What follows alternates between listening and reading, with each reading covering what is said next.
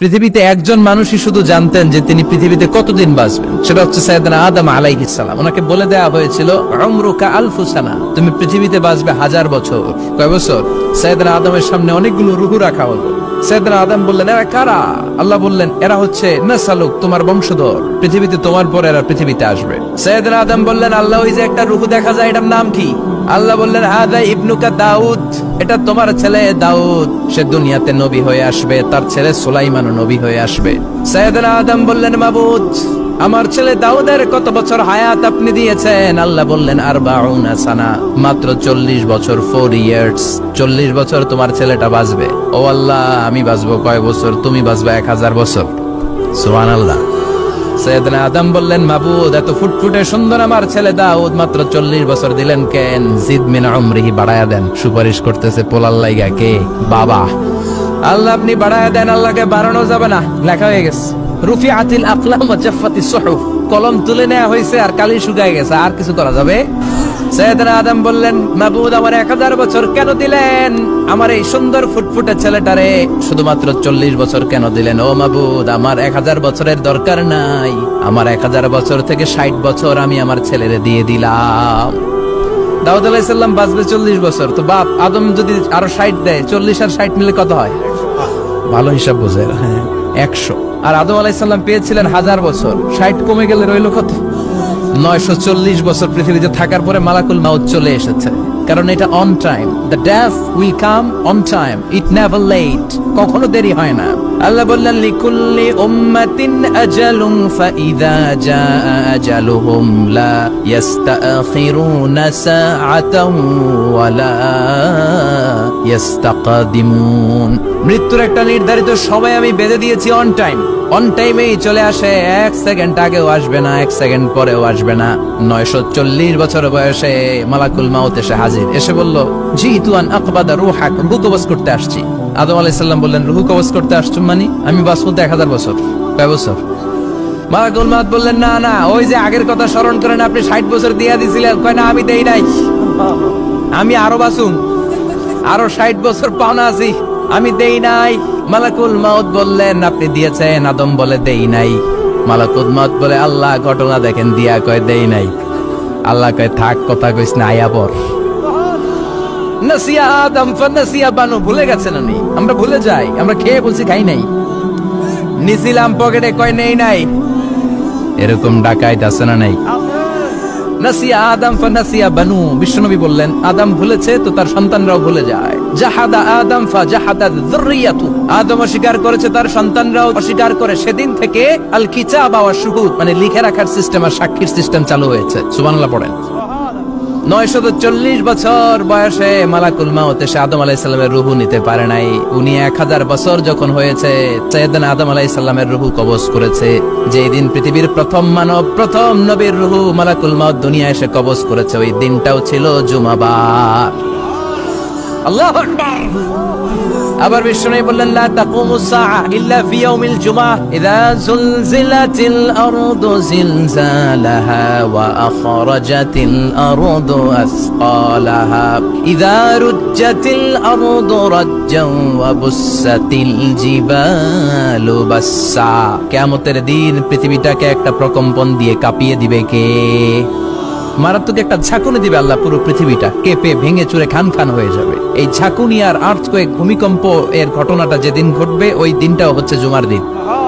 কারণ দিন নয়, ফিহি খালাকাল্লাহু আদম, এই জুমার দিনে আল্লাহ তাআলা সাইয়েদনা আদম আলাইহিস সালামকে তৈরি করেছে। বিশ্বনবী বলেন, লাম্মা খালাকাল্লাহু আদম ওয়া কানা তুলুহু 60 যিরাআন, আল্লাহ তাআলা যখন আদম আলাইহিস সালামকে তৈরি করলেন, 60 হাত লম্বা করে তৈরি করলেন। আর আমরাও যারা জান্নাতে ঢুকবো, আমাদের আকৃতি থাকবে 60 হাত লম্বা। আল্লাহ সাইয়েদনা আদমকে তৈরি করলেন এই জুমার দিনে। আবার সাইয়েদনা আদম আলাইহিস সালামকে পৃথিবীর বুকে তিনি পাঠিয়ে দিয়েছিলেন এই জুমার দিনে। কুল নাহবিতু মিনহা জামিআ, ও Adam, go down with your wife, তোমার স্ত্রী হাওয়াকে নিয়ে পৃথিবীতে নামো। সাইয়েদনা আদম আলাইহিস সালামকে আল্লাহ তাআলা পাঠিয়েছিলেন শ্রীলঙ্কার একটা পাহাড়ে, অ্যাডামস পিক। ওখানে ঐতিহাসিকভাবে প্রমাণিত, এটা হাদিসে নেই, কুতুবুত তারিখে এসেছে। শ্রীলঙ্কা একটা পাহাড় আছে, কলম্বো থেকে অনেক দূর। ওই পাহাড়ের চূড়ায় সাইয়েদনা আদম আলাইহিস সালামের ফুটপ্রিন্ট আছে। ফুটপ্রিন্ট মানে পায়ের ছাপ। সুবহানাল্লাহ পড়ো। এটারে বলে ফিঙ্গারপ্রিন্ট। এটারে কি বলে? পায়ের দুলারে একজনের আঙ্গুলের ছাপের সাথে একজনের আঙ্গুলের ছাপের মিল নাই। শুধু তাই না, আমার এই আঙ্গুলের সাথে এই আঙ্গুলের ছাপের কোনো মিল নাই। আয়াহসাবুল ইনসানু আল্লান নাজমা ইযামা বালা কাদিরিনা আলা আন নুসাউইয়া বানানা। আল্লাহ বলেন, গোলাম তুমি মনে করেছো তোমার হাড্ডি গুড্ডি পচে যাবে, তোমাকে আমি একত্রিত করে আবার বানাতে পারবো না? বানানো তো অনেক দূরের কথা, আমি তো তোমার আঙ্গুলের ছাপগুলো সংরক্ষণ করে রেখেছি। চিল্লায় পড়েন আল্লাহু আকবার।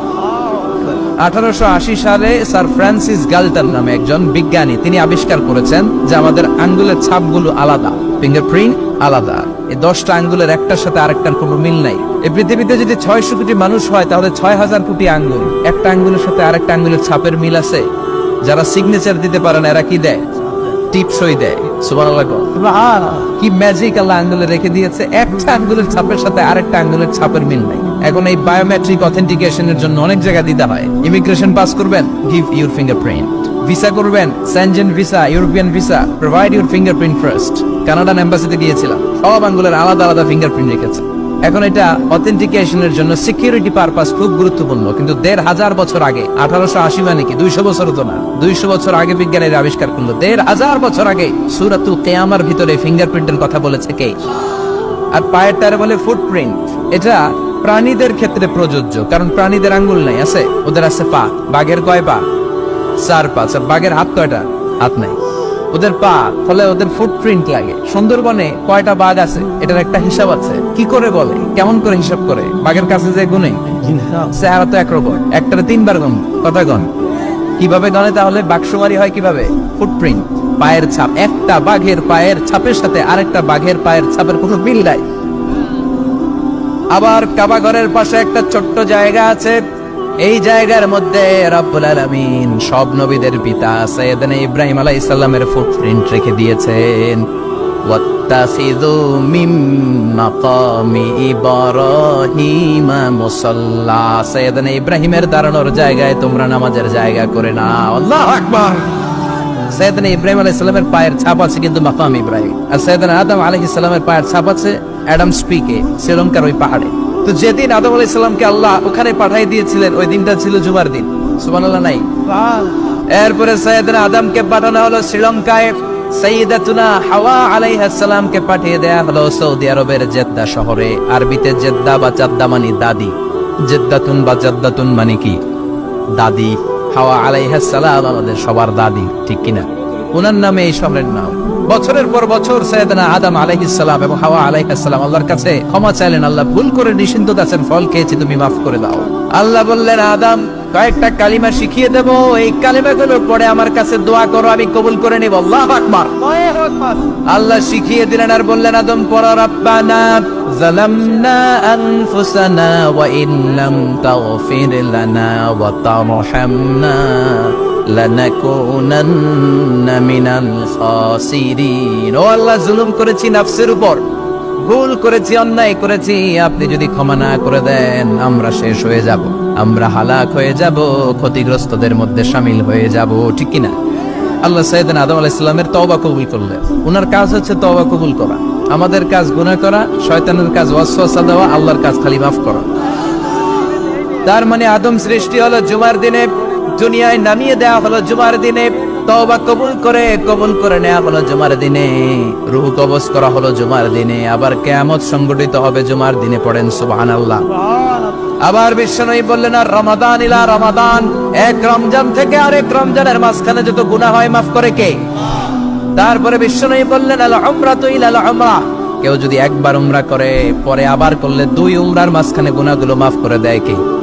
আবার বিশ্বনবী বললেন, আল জুমআতু ইলাল জুমআ কাফফারাতুন লিমা বাইনাহুমা, এক জুমার পর থেকে সামনের জুমা আসা পর্যন্ত যে সগীরা গুনাহগুলো হয় সবগুলো সগীরা গুনাহ মাফ করে দেয় কে? সারা সপ্তাহে ভুল ত্রুটি অন্যায় যা করলাম জুমার নামাজের বদৌলতে সব গুনাহ মাফ করে দেয় কে? এই দামি দিনটাকে আল্লাহ ইহুদিদের দিতে চেয়েছিলেন, পায় নাই। আলহামদুলিল্লাহ করবেন না? ইখতিলাফু, তারা ইখতিলাফ করে হারাইছে এটা। এই দামি দিনটা রব্বুল আলামিন নাসারাদেরকে দিতে চেয়েছিলেন, ফাখতালাফু, ওরাও ইখতিলাফ করে হারাইছে। এজন্য ইখতিলাফ ভালো জিনিস না খারাপ জিনিস। ইহুদিদেরকে আল্লাহ দিতে চাইলেন, ইখতিলাফ করে হারাইছে, নাসারারাও হারাইছে। ফাজা আল্লাহু বিনা ফাহাদানা বিহাদা দ্বীন, রব্বুল আলামিন এই দিনটা আমাদেরকে দিলেন, আমরা ইখতিলাফ করি নাই, বিশ্বনবীর হাতে হাত রেখে ঐক্য করে ঘোষণা দিয়েছি জুমার দিন আমাদের সাপ্তাহিক দিন। সুবহানাল্লাহ।